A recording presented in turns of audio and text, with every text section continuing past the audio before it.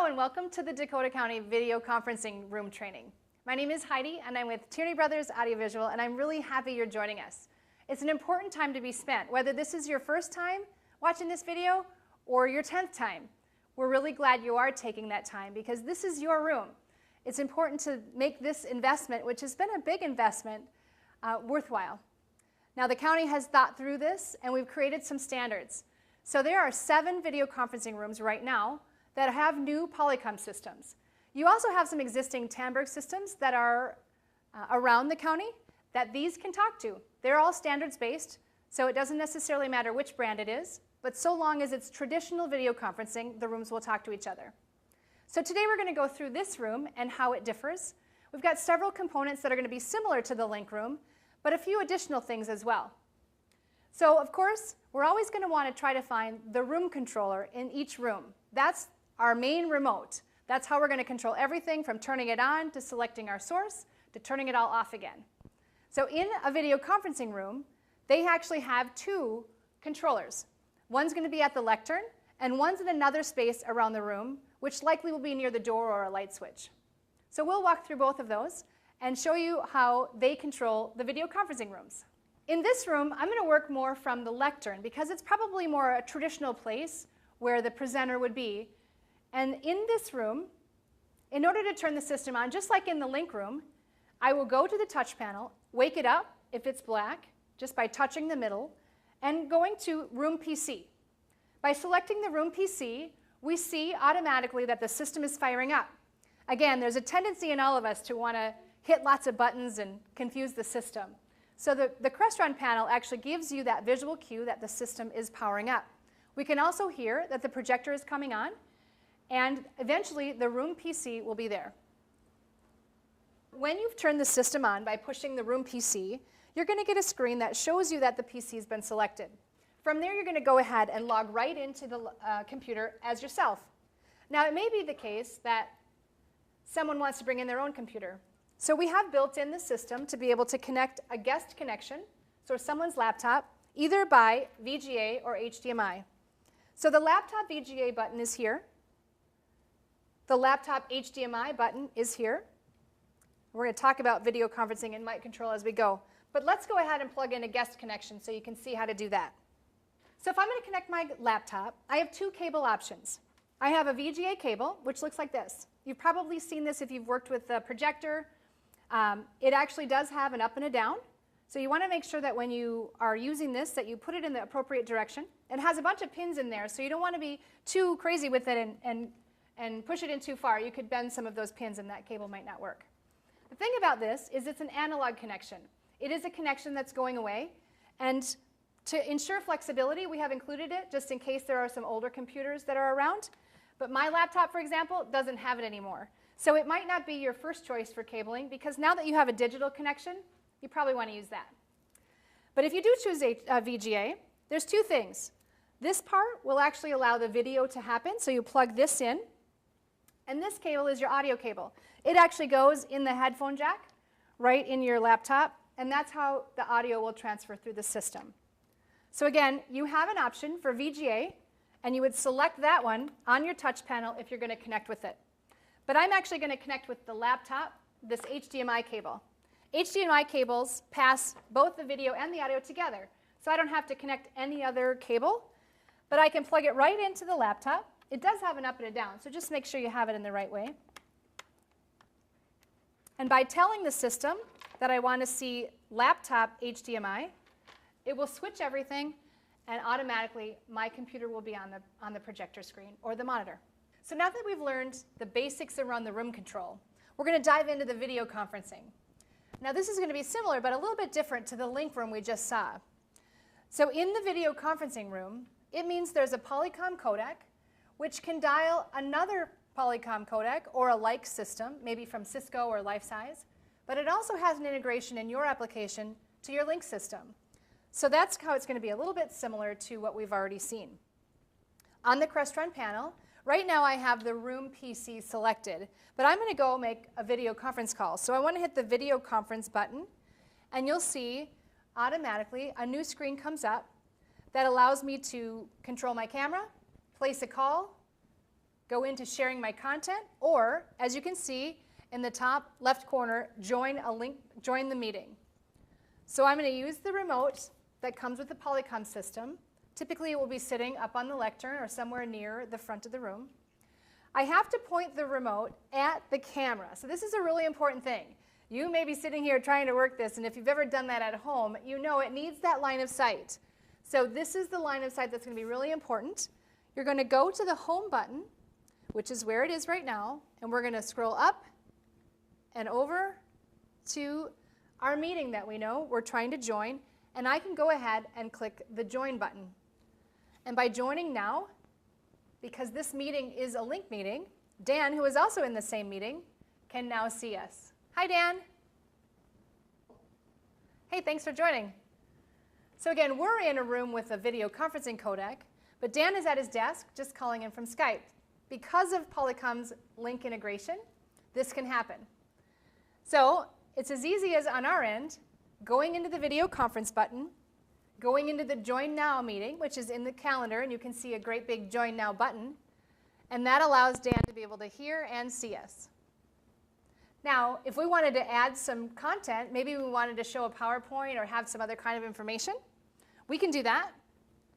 I'm going to go ahead and hit the menu button of the Polycom remote, and I'm going to scroll over and hit the content button, and I'm going to select camera 2.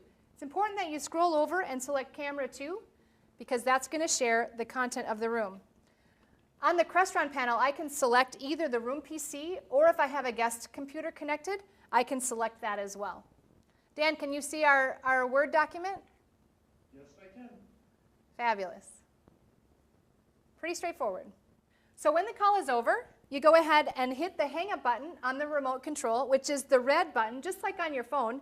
You want to hit the red button and it hangs up the call. So now let's make a video conference call to another video conferencing room. There are, like we said, several rooms within the county that have a traditional Polycom or a Tandberg or a Cisco type of a product. In order to call a system like that, we're going to think about our cell phone because it's very similar to that. I've selected video conferencing on the Crestron panel, and I picked up the Polycom remote. By hitting the home screen, I get to this screen where I'm going to place a call. By hitting enter, I have multiple options of ways to make a call. Just like in a cell phone, I have contacts that are already stored in there with names and numbers ready to go. You can see along the search results is the list of all of the county's rooms that have video conferencing already programmed in for you. So you would scroll over and scroll down and hit the green button to call any of those rooms that are already logged in there. Another way to make a call, if I go all the way back up to the top, is by the keypad. If it's someone that we've never called before, and you know their number, which is going to be a series of numbers and dots, numbers and dots, numbers and dots, I would put those in using the keypad here, and then press the green button and be able to call them manually. If it's a room that you've called recently, the recent calls is a really handy tab. I like that one. It's kind of like in your cell phone. If you know you've called someone recently, you can go ahead to recent calls, scroll down, and just hit the green button again, or the enter button, either one, and call them just like you did the first time. The other way, if we go along the top, is to join from the calendar view. And we saw that join button earlier. It's just another way to get to the same thing. So in recap, we can make a video conference call in 3 specific ways. One is to use the contact that's already included in your video conferencing system. The second would be to manually dial from the keypad, or go to our recent calls. Each time I'm the remote, I'm going to toggle over to the specific number, hit the green button for call, and when I'm done, I hit the red button to hang up, just like on a phone. It's very straightforward. And that process would be to call another traditional video conferencing room.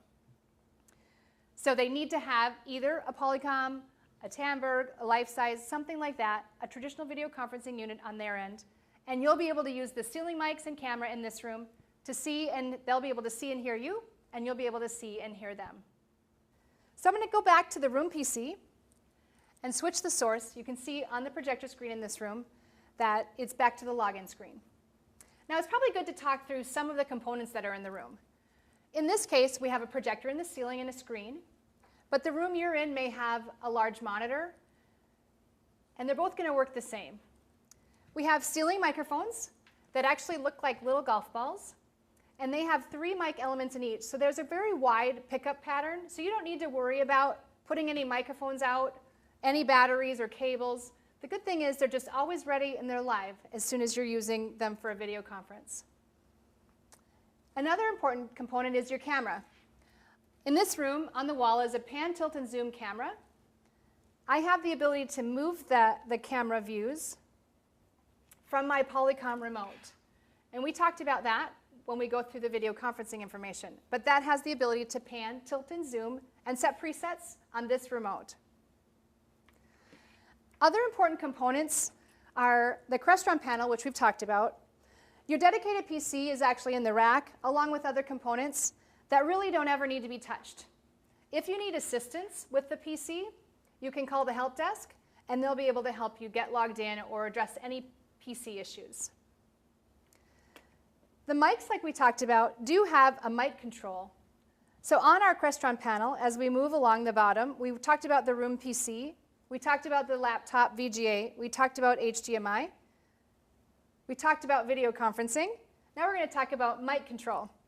By hitting the mic control, I obviously have 3 new screens that popped up, and I control the volume of the ceiling mics, the wireless microphone in the room, and the volume of the incoming call.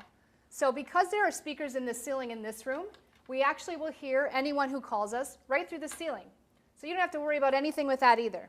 In some rooms where there's a monitor, you might hear it through the monitor speakers. But either way, we want you to hear the far end. So I can change the volume of the microphones in the ceiling up and down if the far end says you guys are too loud or too soft.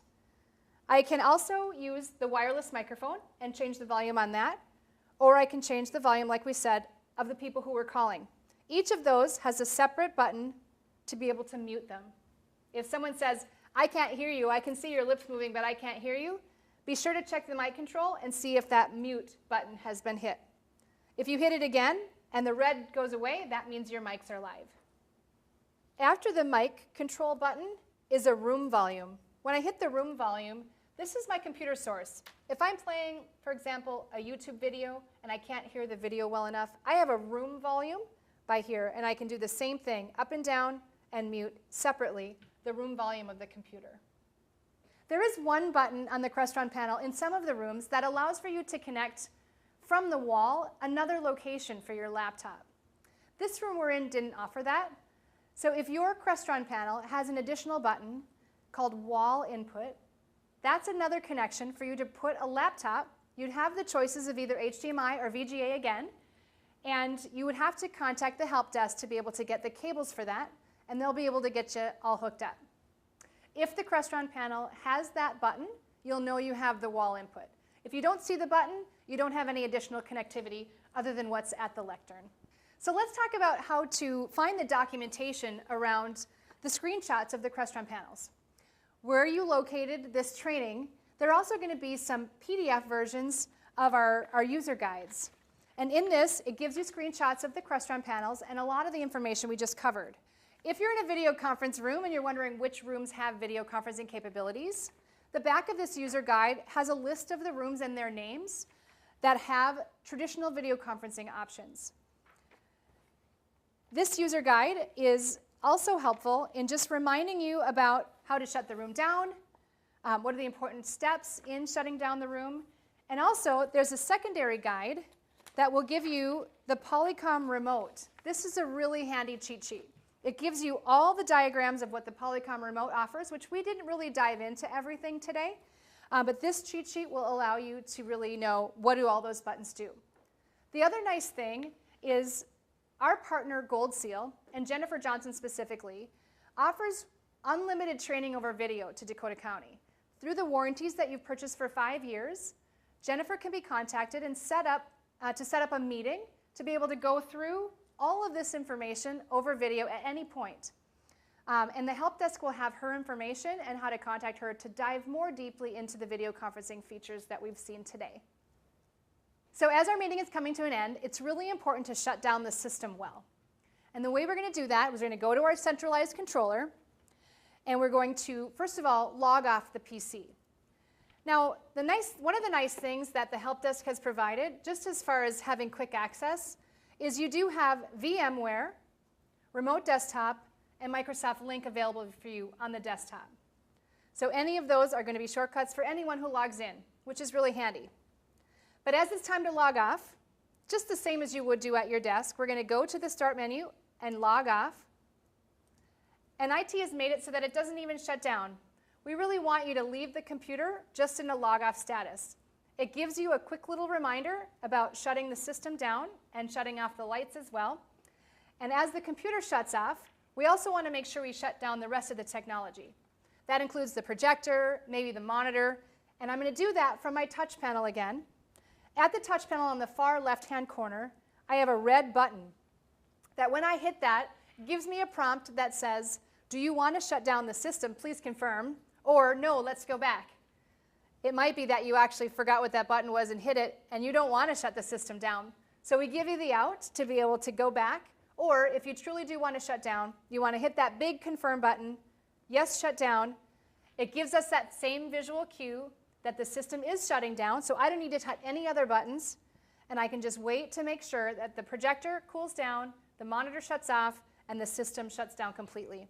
So once I've logged off and I've turned the Crestron panel off, the system is shut off. All I have to do is shut the lights off or allow the next meeting to start.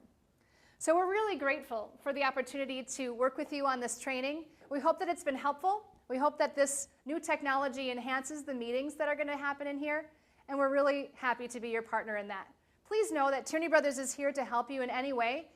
Your first call for help is the help desk, however. Start with them. Unless you're in an immediate urgent need and it's related to video conferencing, Gold Seal may be your first call. But the help desk will help you recognize that, and if they need to, they'll contact Tierney Brothers to go through the rest of it. But we appreciate you taking the time to watch this, and we hope you have great meetings. We'll see you soon.